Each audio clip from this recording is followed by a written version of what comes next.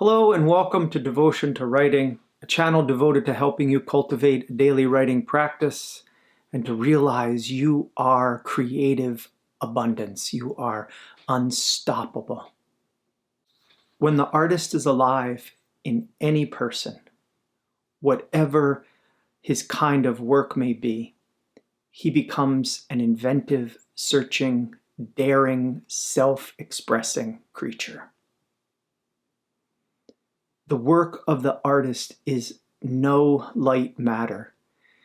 Few have the courage, however, and the stamina to continue it.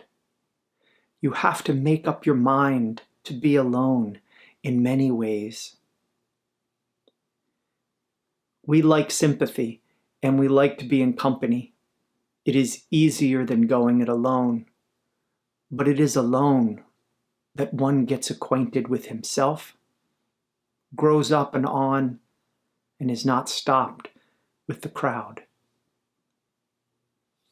It costs to do this. If you succeed somewhat, you may have to pay for it as well as enjoy it all your life. Cherish your emotions and never, ever undervalue them. We are here not to do what has already been done. He who has contemplated has met with himself, is in a state to see into the realities beyond the surfaces of his subject. Nature reveals to him, and seeing and feeling intensely, he paints, he writes, he dances. And whether he wills it or not, each brushstroke, each word, each gesture is an exact record of such as he was at the exact moment the stroke or the word or the gesture was made.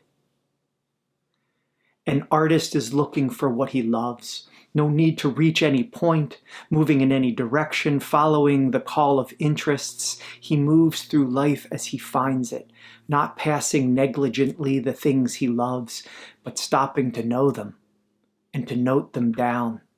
He tries to capture them, but it is found everywhere and anywhere. The artist is learning to see and to understand, to enjoy. We make memories of the days of this sort of wonderful ditherings and driftings in and out of the crowd, of seeing and thinking, of enjoying the sketches and the poems and the stories and where and how they were made. And where is all that work now?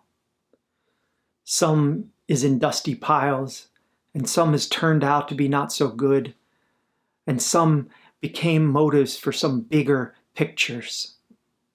But they, the works, or rather the states of being and understandings we had at the time of working them all.